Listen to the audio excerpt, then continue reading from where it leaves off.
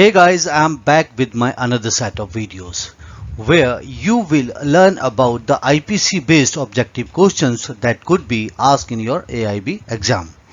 तो चलिए दोस्तों शुरू करते हैं इस सीरीज में आज का सबसे पहला video. Here comes your question number 1. Crime is अर्थात अपराध क्या है. आपके ऑप्शंस हैं. ऑप्शन ए, क्या यह प्राइवेट रॉन्ग है. ऑप्शन बी, पब्लिक रॉन्ग है. Option C, private as well as public wrong है. या फिर option D, none of the above. And the correct answer of this question is option D. आइए दोस्तों बात कर लेते हैं क्वेश्चन नंबर 2 की. Here comes your question number 2.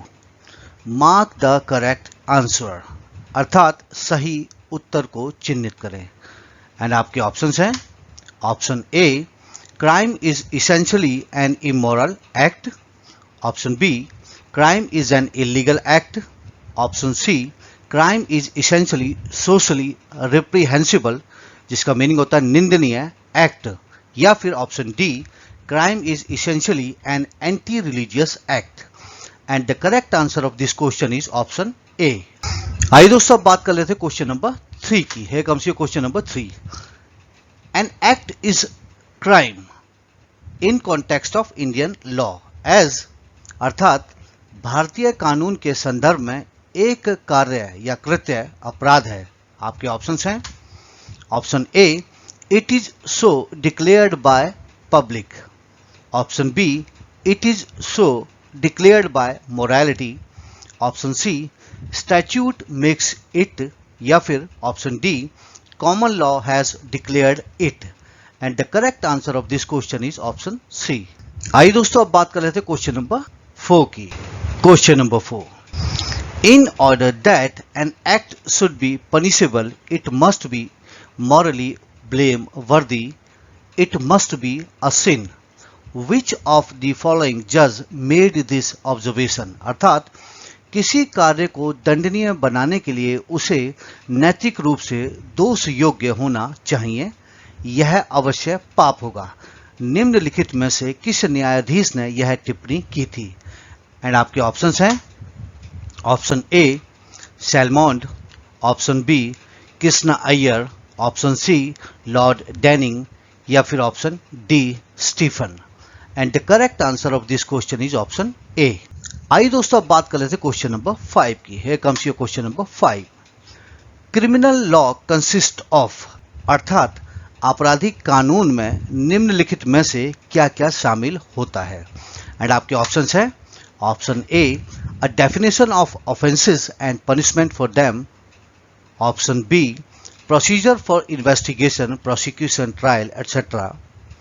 या फिर option C, it includes prevention of offences as well. या फिर आपका option D, all are correct. And the correct answer of this question is option A. Question number 5 के बाद अब दोस्तों बात कर रहे थे क्वेश्चन नंबर 6 की. The Indian penal code came into effect और फोर्स फ्रॉम अर्थात भारतीय दंड संहिता कब से लागू हुई. और आपके ऑप्शंस हैं. Option A, 6 October 1860. Option B, 1 या 1 सितंबर 1872. या फिर सी, 1 जुलाई 1882. या फिर option D, none of the above. And the correct answer of this question is option A. Question number 6 के बाद आइए दोस्तों बात कर लेते हैं क्वेश्चन नंबर 7 की. Here comes your question number 7. The draft of the IPC was prepared by अर्थात आईपीसी का मसौदा किसके द्वारा तैयार किया गया था. और आपके ऑप्शंस हैं. Option A, doctor Hari Singh Gour. B, Lord Macaulay. C, DF Mulla. या फिर D, Kenny. And the correct answer of this question is option A. Question number 7 के बाद आइए दोस्तों बात कर रहे थे क्वेश्चन नंबर 8 की. कम से question number 8. Indian penal code act 45 ऑफ 1860 इज डिवाइडेड इनटू अर्थात भारतीय दंड संहिता 1860 का अधिनियम 45 कितने अध्याय, अनुभाग और अनुसूचियों में विभाजित है. और आपके ऑप्शंस हैं. Option A, 21 chapters and 53 sections. Option B, 23 chapters and 511 sections. Option C, 22 chapters and 511 sections.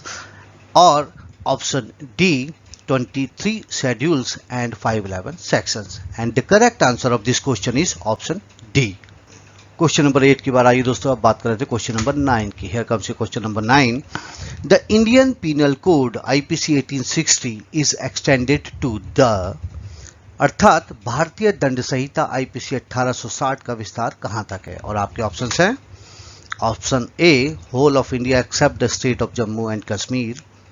Option B, North East Frontier Agency, NEFA जिसे कहते हैं हम.